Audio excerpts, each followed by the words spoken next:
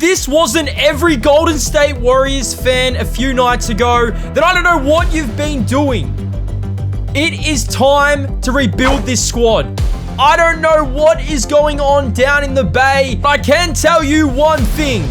With Steph, Draymond, and Clay, this team can still contend, but it's going to need some moves. We're going to rebuild this squad, an in-season rebuild, to see if this Golden State Warriors team can turn it around, or is it the end of the dynasty as we know it? The Golden State Warriors absolutely suck at the moment, and I think we can all agree on that. 17 and 19 out in the Western Conference, battling to be in the play-in. I didn't see this coming. Now, everything that's gone on with Draymond Green, which has been nuts, but, I mean, yesterday's loss to the Toronto Raptors was probably one of the worst losses I've seen, and Toronto out in the Eastern Conference are currently 15 and 21. So, I mean, we are going to try and make some moves that I feel that are appropriate for this squad, and we're going to try and get this team back not only into the play-in, but into the playoffs and into contending. As we swing in and look at the lineup, things have really gone from bad to worse. We start off Draymond Green. Now, Draymond Green suspended. He has been reinstated, so he will return to the team. But everything that's gone on with Draymond this year, I mean, it's honestly like, is it going to happen again? If it happens again, what happens there? He also came out and said he was actually going to retire.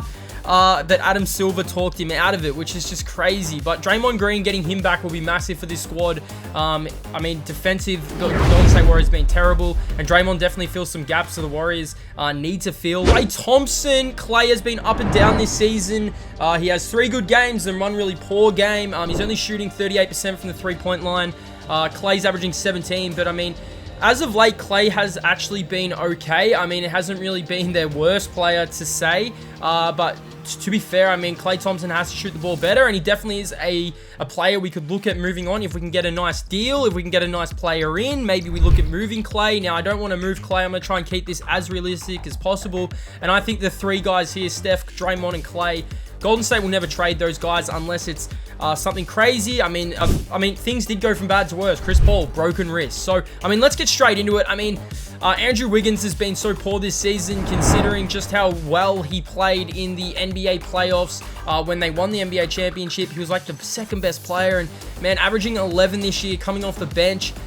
Jonathan Kuminga has definitely taken the next step for the Warriors into the starting lineup, but he also came out and he's had some murmurs as well. So let's get into it and let's see what we can do with this squad. Do the salary cap breakdown, and we've got the 3 big guys, which are Steph, Draymond, and I mean, we've got Klay as well, who's on an expiring deal. So, I mean, Andrew Wiggins is another contract we definitely need to move, and we definitely need to try and move as we progress through here.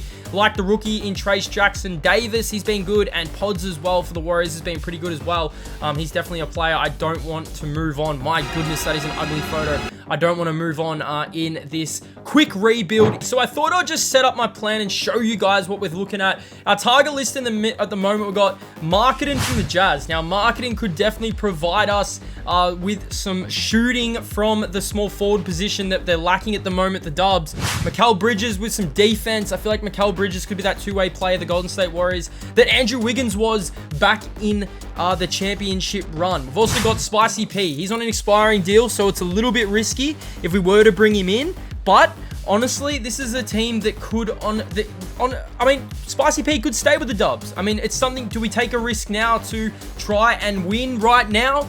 Jakob Poeltl as well, he's a player as well that I feel like could really contribute, and he could come across in a deal with Spicy P, depending on what we have to give up. Nick Claxton as well, Nicholas Claxton. I mean, 2 centers. Golden State are lacking some serious size, so that's our main target in this rebuild, is to get some size and also get maybe a backup point guard that we can add in. I can't add any more people to this target list, but this is the trading block. Andrew Wiggins, 11 points per night. He is on the trading block. Chris Paul, Moses Moody. Now, it does pay me to put Moses on here. Moses has really been starved of opportunities. And Corey Joseph, man, I mean, he's just got to go as well, I think. Now, I mean, I was really hesitant to add Jonathan Kuminga, but if we're going to make a move, we have to make a big move. And a lot of Warriors fans might say you cannot trade Kuminga. So let's do it. Let's see some of the trades we can come up with and see some of the moves that we can make. Now, the first trade I've cooked up is Spicy P to the Dubs. Now, Spicy P has been linked to Golden State Warriors, and like I said, he's on an expiring deal. Now, what would have to give up is Chris Paul, Kuminga, Moses Moody, 2 first-round draft picks, and in return, we get Thaddeus Young and Spicy P. Now, we get a bit of length in Thaddeus. Now, some people might say this trade is unrealistic, but you have to look at it in the sense that the Raptors are rebuilding. They just went and got RJ Barrett, and they definitely want some expiring deals. They've also got a young superstar they can build around and pair next to RJ, and that's Jonathan Kuminga. Moses Moody also is thrown into the deal, and I feel like this is a deal we could make. Now, if they're not going to accept this deal, I think we may have to throw in Andrew Wiggins as well, because Andrew Wiggins is a player. He's Canadian. He also would team up with RJ Barrett, and he's a player that, I mean, we know his potential. We saw him in the NBA playoffs, but this is a trade I'm going to try and make. The Raptors have agreed. Okay, so, I mean, we send off CP3, Kuminga, and Moody for Spicy P. 22 a night this season. He will go into the starting 5 to join Steph and the gang.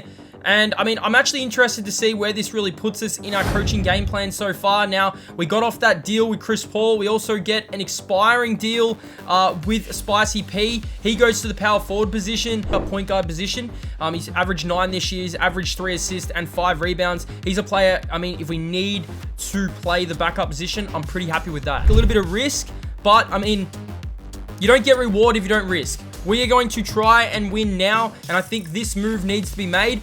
We've got some more moves to make. Now, with Ja Morant ruled out for the NBA season, I don't think Memphis are in the mode to challenge right now. So this is a deal I'm going to try and throw at them.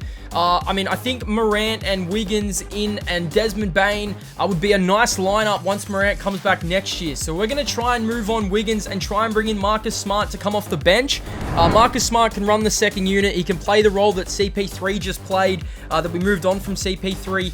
I'm pretty happy with this deal if it gets done. I don't know if Memphis will accept it, and we also get some more sides. Big Bismack. Big Bismack. I mean, if we do this deal, we've got Thaddeus Young, Looney, Trace Jackson-Davis, and Bismack, and maybe we look to move on someone else to bring in some more shooting, because I still think this team lacks shooting, but, I mean, bringing in Spicy P, he replaces, I would say, the Kuminga and Wiggins role, and then Marcus Smart comes in. He can also play with the second unit, and it'd be nice to see him run the point. And the Grizzlies accept the offer. We have acquired Marcus Smart. All right, I'm liking the way the roster is looking. I still got Dario off the bench. I still think we need some shooting off the bench if we're going to be any chance. Marcus Smart's averaging 14. He's coming off a massive game against the Lakers the other night. So we've added Marcus Smart, Spicy P, Thaddeus Young, who can protect the paint, and also Bismack for some center depth, because this team is very, very small. I'm going to see if we can get some shooting on this squad, but I'm pretty happy with how things are looking at the moment. I mean, maybe we look to make one more move to bring in a scorer off the bench who can play alongside Marcus Smart and also play alongside Dario, because Dario really played well with CP3. So as I cycle through the trade proposal and trade finder, this trade really stood out to me. Watanabe. I mean, this honestly is perfect for us. We give up Corey Joseph. We also give up a second-round draft pick, and we bring in a shooter.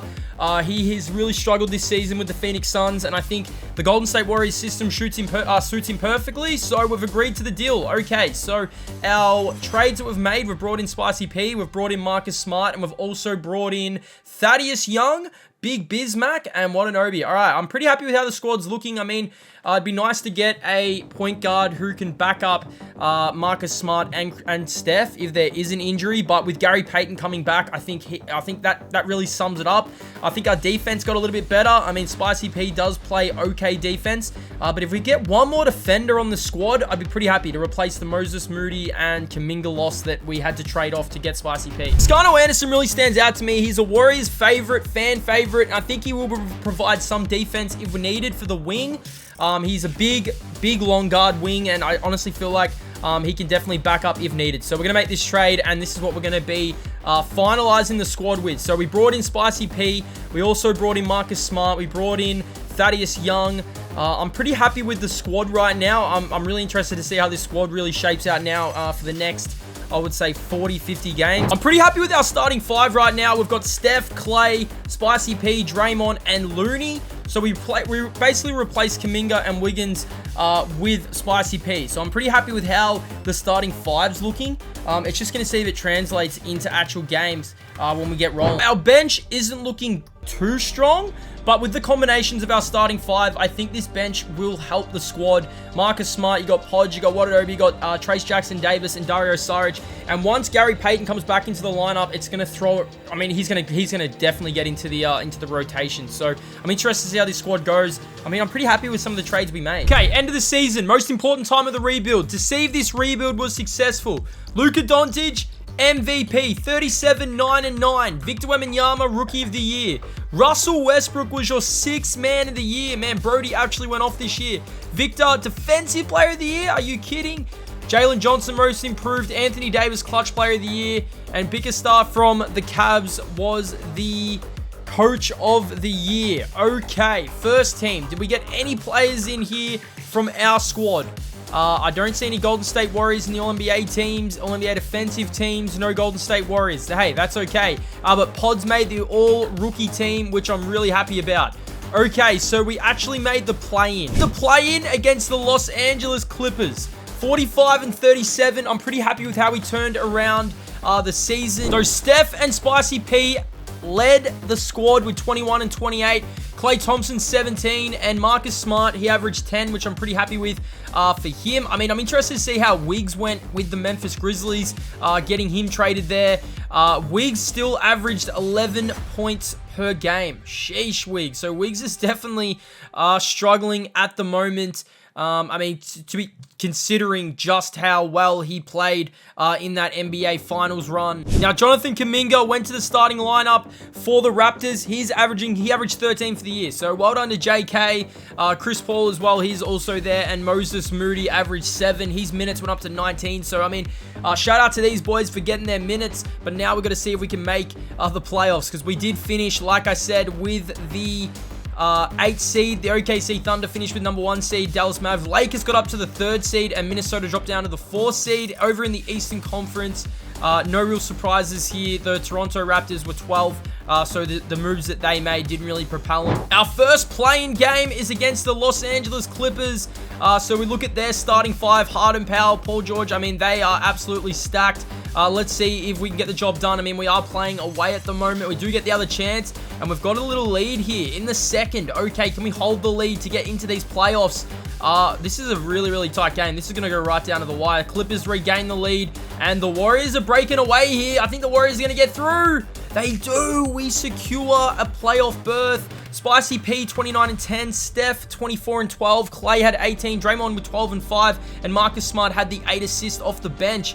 Okay, so we have the Dallas Mavericks in the first round. So let's simulate these play-ins. The first round is the Dallas Mavericks. So, I mean, we're going up against Luka Doncic. We're going up against Kyrie Irving. This is a really star-studded Dallas team. I mean, they really surprised me this year, the Dallas Mavericks. I mean, 2 years off making the Western Conference Finals. All right, let's do it.